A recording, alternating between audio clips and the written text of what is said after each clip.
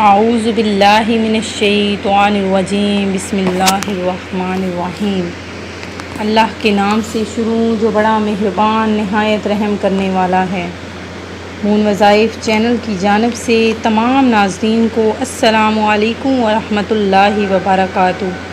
میں اپنا چینل مون وظائف کی جانب سے آپ کی خدمت میں ایک نیا وظیفہ لے کر حاضر ہوئی ہوں۔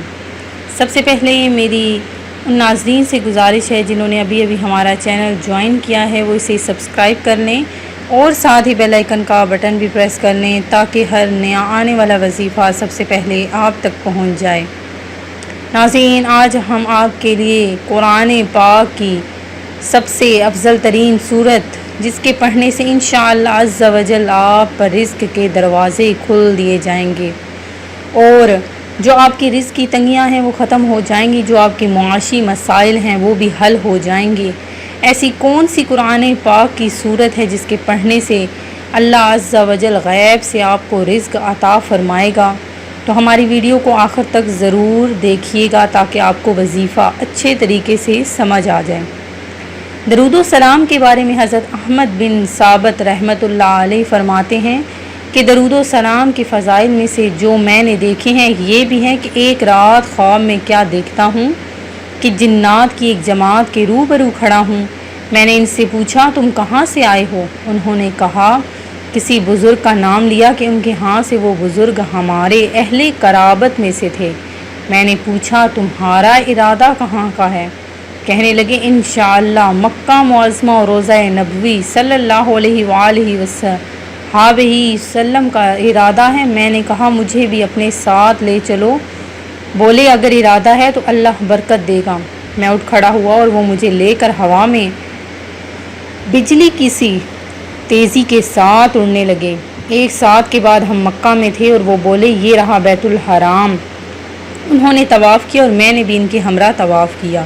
پھر انہوں نے اللہ عز و جل کا نام لے کر مجھے ساتھ لیا اور اگلے ہی لمحے ہم لوگ مسجد نبوی صلی اللہ علیہ وآلہ وسلم میں تھے۔ ہم لوگ بیٹھے ہی تھے کہ ایک خوبصورت شخص ہاتھ میں ایک بڑا برتن جس میں سرید یعنی شوربے میں بھگوئی ہوئی روٹی اور شہد لے کر آیا اور کہا شروع کیجئے۔ میں نے اس سے کہا میں رسول اللہ صلی اللہ علیہ وسلم کو دیکھنا چاہتا ہوں۔ تو اس نے کہا کھانا کھا لو، رسول اللہ صلی اللہ علیہ وسلم بھی تشریف لائیں گے اور انشاءاللہ تم ان کی زیارت سے بھی مشرف ہوگے۔ میں نے دل میں کہا کیسی تعجب کی بات ہے، ابھی میں نے اپنا گھر چھوڑا اور تھوڑی ہی دیر میں مکہ معظمہ اور روضہ رسول کی حاضری سے مشرف ہو گیا۔ مجھے یہ بھی معلوم نہیں کہ جن ساتھیوں نے مجھے اٹھایا تھا وہ کون لوگ تھے اور ان کا نسب کیا تھا۔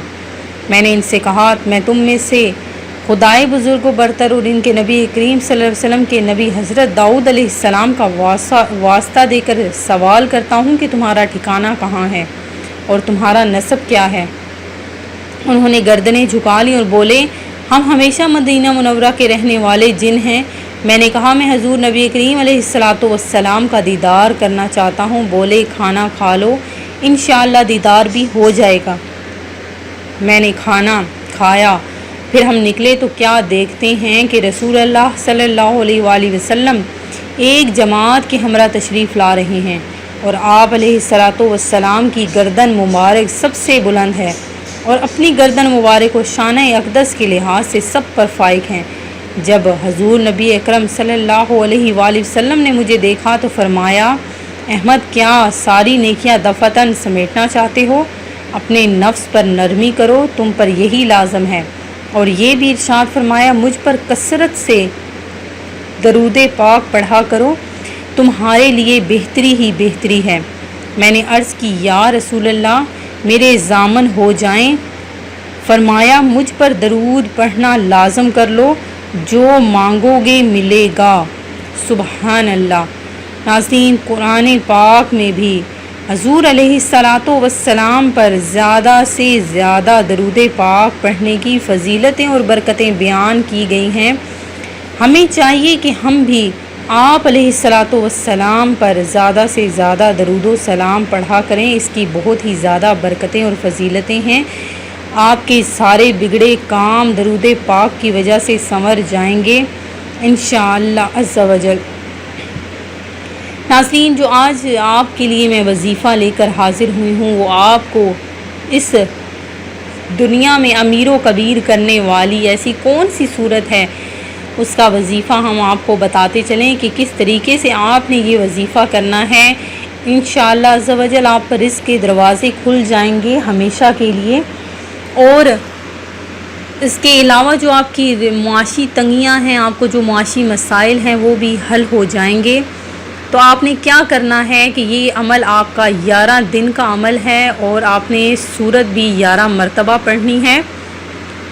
اول و آخر آپ نے 41 مرتبہ درود پاک پڑھنا ہے، کیونکہ اگر آپ درود پاک نہیں پڑھیں گے اول و آخر تو آپ کی دعا جو ہے وہ زمین اور آسمان کے درمیان معلق ہو جائے گی۔ اللہ عز و جل اس دعا کو روک دیتا ہے جس دعا پر اول و آخر درود پاک نہ پڑھا جائے۔ تو ناظرین، آپ کوئی بھی جب وظیفہ کرتے ہیں تو اگر میں نہ بھی کہوں تو آپ نے تب بھی اول و آخر درود پاک لازمی پڑھنا ہے۔ اچھا، آپ نے اب کیا کرنا ہے کہ 11 دن تک 11 مرتبہ سورہ مزمل کو پڑھنا ہے، اور انشاءاللہ عز و جل اس کے بعد جو بھی دعا آپ مانگیں گے، رزق کی تنگیاں آپ پر سے ختم ہو جائیں گی، آپ کی جو حاجات ہیں وہ پوری ہو جائیں گی، آپ کے تمام معاشی مسائل حل ہو جائیں گے، آپ کو غیب سے روزی ملے گی، اور آپ کے تمام بگڑے کام سنور جائیں گے انشاءاللہ عز و جل۔ ویسے بھی قرآن پاک برکت ہی برکت رکھتا ہے، اپنے اندر بے شمار برکتیں سمیٹے ہوئے ہیں۔ تو قرآن پاک کا کوئی بھی حصہ اگر آپ تلاوت کرتے ہیں، کوئی بھی آپ مقصد دل میں رکھ کر، تو اس کے تو فعل انشاءاللہ عز و جل آپ کے تمام بگڑے کام سنور جائیں گے۔ میں امید کرتی ہوں کہ ہمارا یہ آج کا وظیفہ آپ کو ضرور پسند آیا ہوگا۔ اسی طرح سے مزید وظائف حاصل کرنے کے لیے ہمارا چینل مون وظائف کو دیکھتے رہیے۔ سبسکرائب کرنا، لائک کرنا اور شیئر کرنا ہرگز نہ بھولیے گا۔ دعاؤں میں یاد رکھیے گا۔ اللہ حافظ۔